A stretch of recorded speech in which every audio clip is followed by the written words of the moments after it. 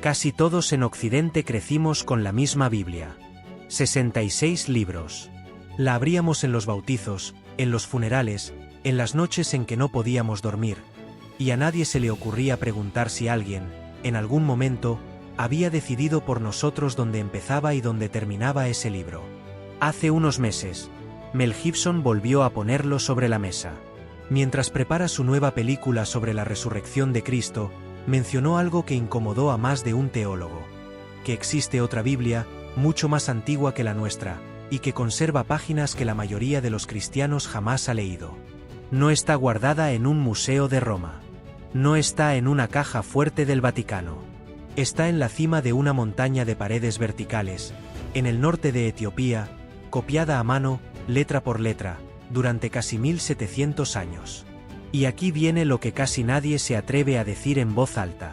Por internet circula una cifra que se repite en miles de vídeos, que esa Biblia tiene 88 libros, que la nuestra tiene 66, y que Roma cortó los 22 que faltan en el Concilio de Nicea, para escondernos una profecía sobre el final de los tiempos. El problema es que casi todo en esa frase es falso. Y lo que de verdad ocurrió es más extraño, más antiguo y, en cierto modo, más perturbador que cualquier conspiración inventada. Si los misterios que casi nadie se atreve a contar bien te generan curiosidad, quédate hasta el final, porque lo que vas a escuchar no termina donde crees que termina. Empecemos por el lugar.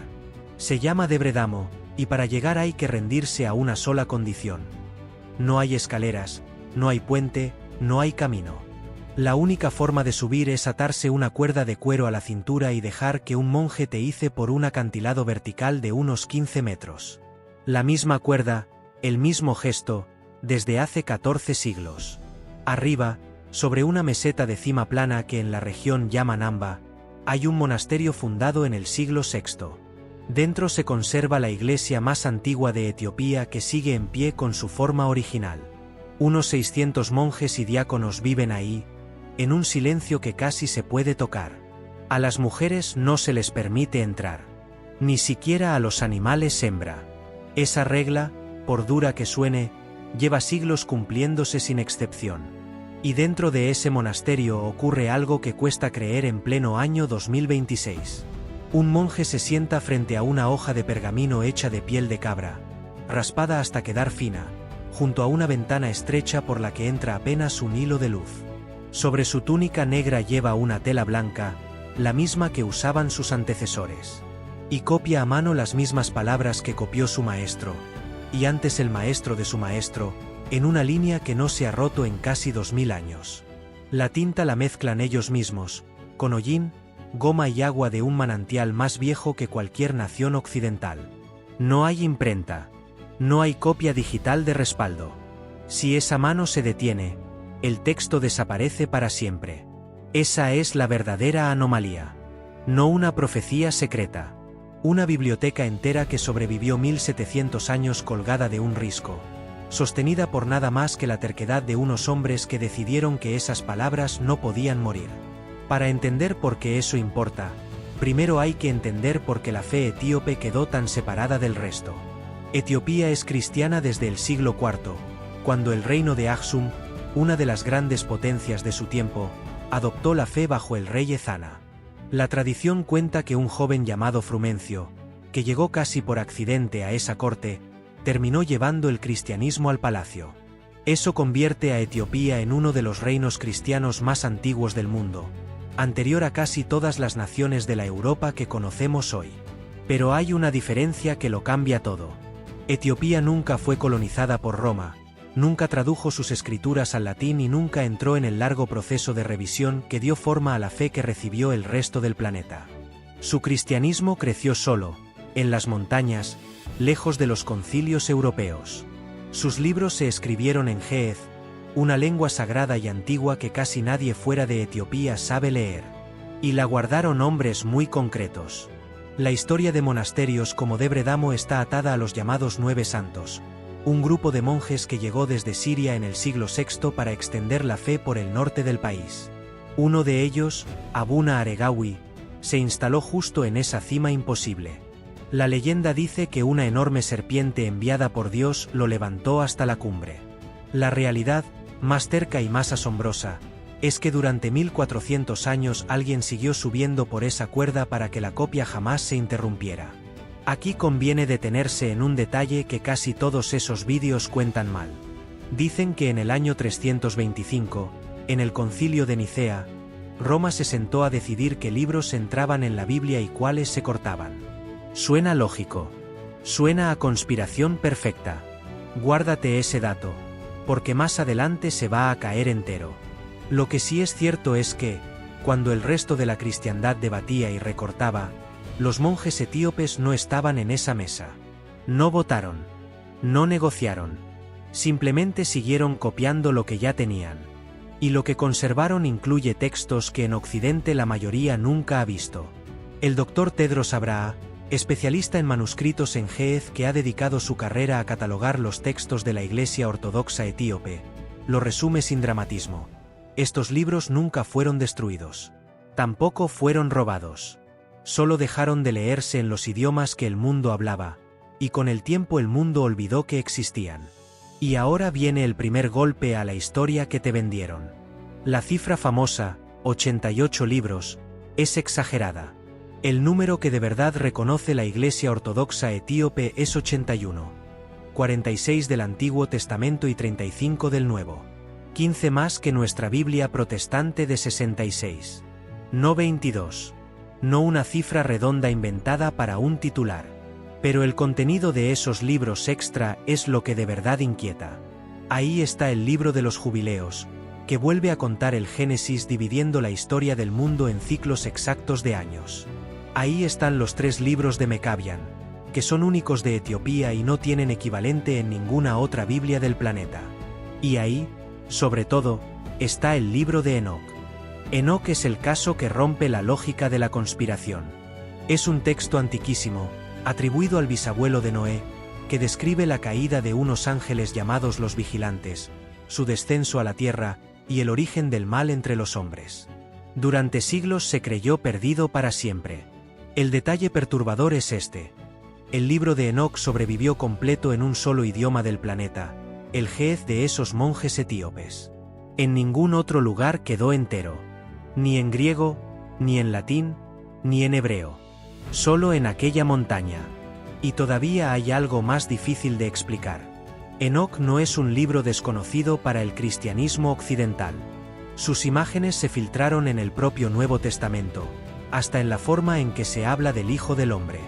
Pero el golpe más claro está en otra parte. La carta de Judas, dentro de nuestra Biblia, repite casi palabra por palabra una profecía de Enoc y se la atribuye a él por su nombre. Piénsalo un segundo. El libro que supuestamente Roma borró aparece citado dentro del libro que supuestamente lo borró. Una conspiración que esconde un texto no suele dejar la cita del texto en la página de al lado. Ese pequeño detalle, una sola línea en una carta breve, basta para que toda la historia del gran encubrimiento empiece a hacer agua. Durante mucho tiempo esto se quedó en discusión de especialistas, en notas a pie de página que nadie leía. Hasta que algo externo obligó al mundo entero a volver a mirar. En 1947, en unas cuevas junto al Mar Muerto, en un lugar llamado Qumrán, unos pastores encontraron jarras con rollos antiquísimos. Entre esos restos aparecieron fragmentos del libro de Enoc en arameo, escritos siglos antes de Cristo. De pronto el texto que muchos tachaban de leyenda tardía resultó ser mucho más viejo de lo que nadie admitía. El dato exacto sigue dejando a los especialistas sin palabras. En una sola de esas cuevas, la llamada Cueva 4, se hallaron 11 manuscritos distintos de Enoc en arameo. El investigador que los publicó en 1976, Joseph Milik, calculó que esos fragmentos cubrían cerca de una quinta parte del texto que los etíopes habían conservado entero. En otras palabras, lo que se encontró enterrado en el desierto encajaba con lo que los monjes seguían copiando en la montaña, a miles de kilómetros y a siglos de distancia. Y el salto más reciente llegó casi ayer. En 2025, un equipo de la Universidad de Groninga, en los Países Bajos, dirigido por el profesor Mladen Popovic, entrenó un programa de inteligencia artificial para volver a datar los rollos del Mar Muerto. El método es asombroso por lo minucioso. La máquina aprende a reconocer la forma microscópica de cada letra, las curvas y trazos que el ojo humano no alcanza a ver, y los compara con muestras de edad ya conocida. ¿El nombre que le pusieron a ese programa? Enoch. Y según sus resultados, varios de esos manuscritos serían incluso más antiguos de lo que se pensaba. Es difícil no detenerse en la ironía. La tecnología más nueva que tenemos, una máquina que aprende, lleva el nombre del libro más antiguo y más rechazado de todos. Y lo que hace esa máquina, sin proponérselo, es darle poco a poco la razón a los monjes de la montaña que nunca dejaron de copiar. Aquí es donde la historia deja de ser una curiosidad de archivo y se vuelve algo que de verdad cuesta soltar. Antes de seguir, suscríbete y activa la campana, porque lo que viene a continuación es la parte que de verdad cambia cómo vas a mirar tu propia Biblia. Para entender lo que descubrieron, hay que ver cómo se construye una sola de esas páginas. El proceso empieza con la piel de una cabra, que se remoja varios días en agua y luego se raspa hasta quitarle toda la grasa.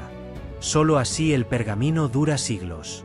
Un libro pequeño puede llevar 1 o 2 meses de trabajo. Los grandes, años enteros. Sobre ese material, generación tras generación, los monjes copiaron textos que en el resto del mundo se daban por muertos. Y los investigadores que por fin pudieron entrar a estudiarlos se encontraron con un nivel de antigüedad que pocos esperaban. El ejemplo más claro son los Evangelios de Garima, conservados en otro monasterio etíope, en lo alto de las montañas del norte. Durante mucho tiempo se les calculó una edad modesta, de apenas unos siglos.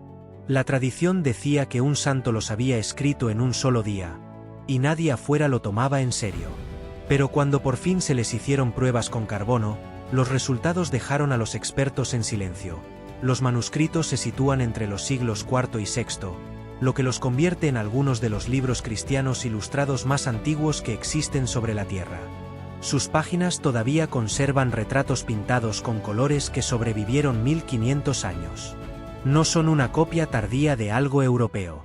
Son una raíz que el resto del mundo ni siquiera sabía que estaba ahí.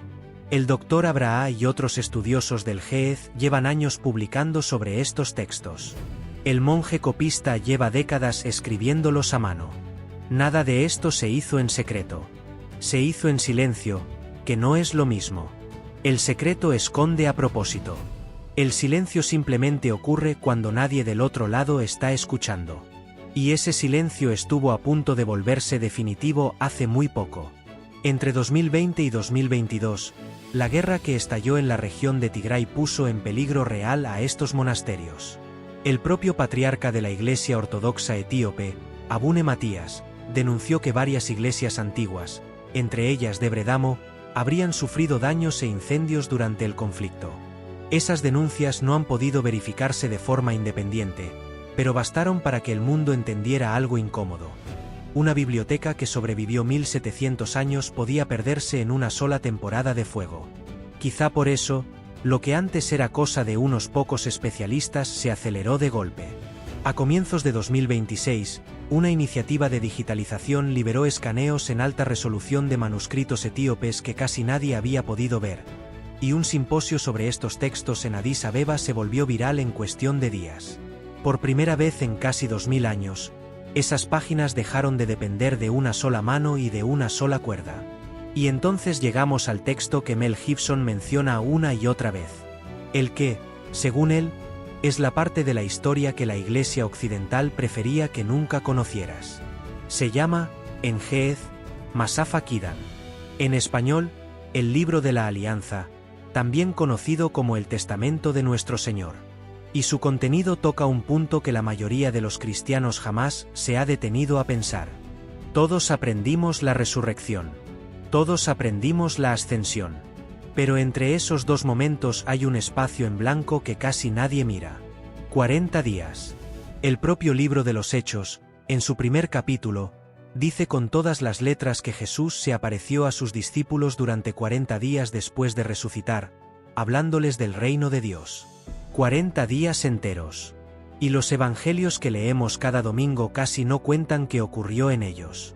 Es como si la historia más importante de la fe tuviera, justo en su centro, una página arrancada que nunca nos enseñaron a echar de menos. El Libro de la Alianza dice contar precisamente eso. Lo que Jesús enseñó a sus discípulos en esos 40 días, cuando ya no hablaba en parábolas sino de frente. Está dividido en dos partes. La primera reúne advertencias sobre el final de los tiempos y la forma en que debía organizarse la comunidad. La segunda baja a lo cotidiano. Cómo bautizar, cómo celebrar las fiestas, cómo vivir el día a día de la fe. Y ahora viene el momento en que aquella conspiración perfecta del principio se deshace por completo. Porque este texto no es un evangelio gnóstico escondido en una cueva. No es un papel prohibido ni un secreto arrancado de las manos de la Iglesia. Es lo que los estudiosos llaman un texto de orden eclesiástico.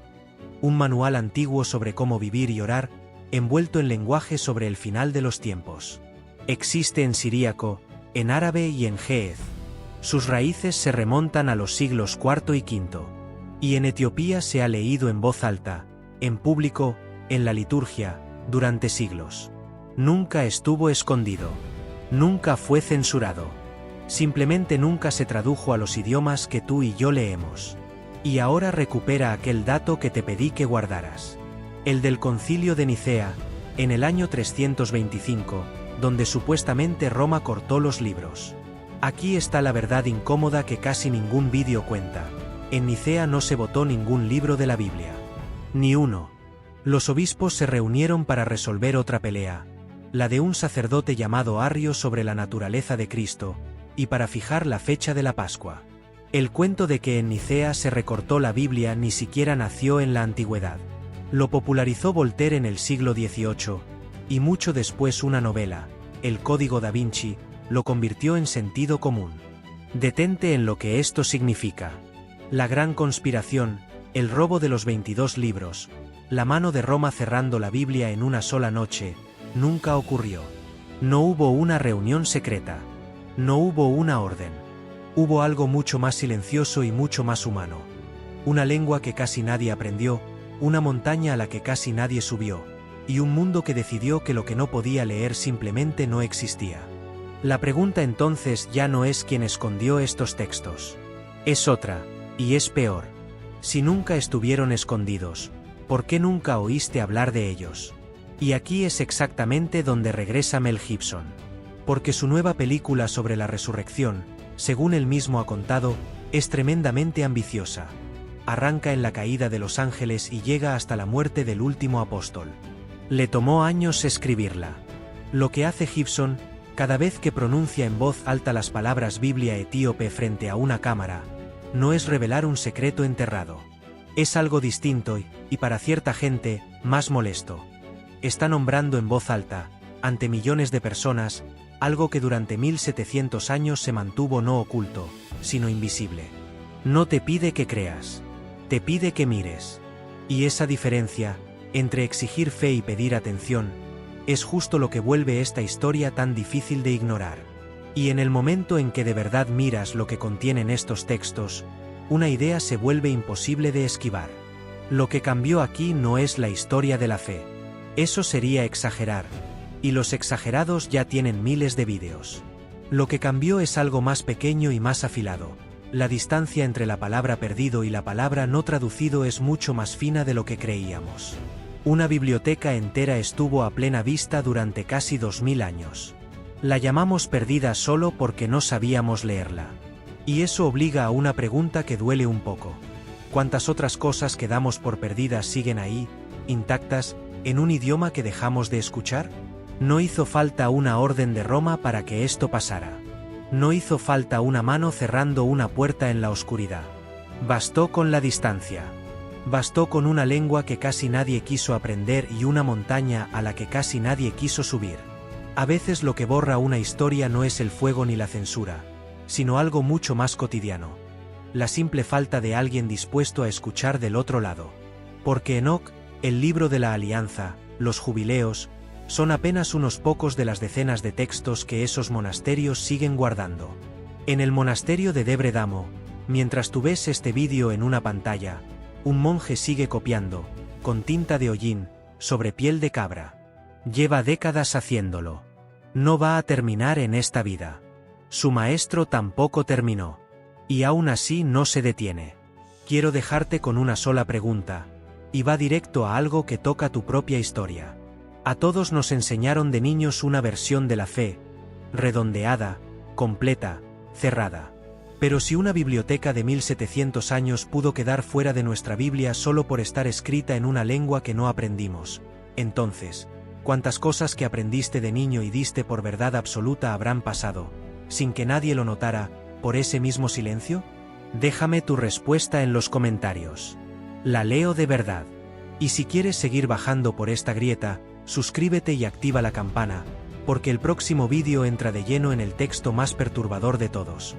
El libro de Enoc y la historia de los ángeles que cayeron a la tierra. Te aseguro que después de escucharlo no vas a volver a leer el primer capítulo del Génesis de la misma manera. El enlace está apareciendo en pantalla ahora mismo. Míralo antes de que el ruido del día, ese mismo ruido que durante 1700 años mantuvo callada a una montaña entera, te lo haga olvidar.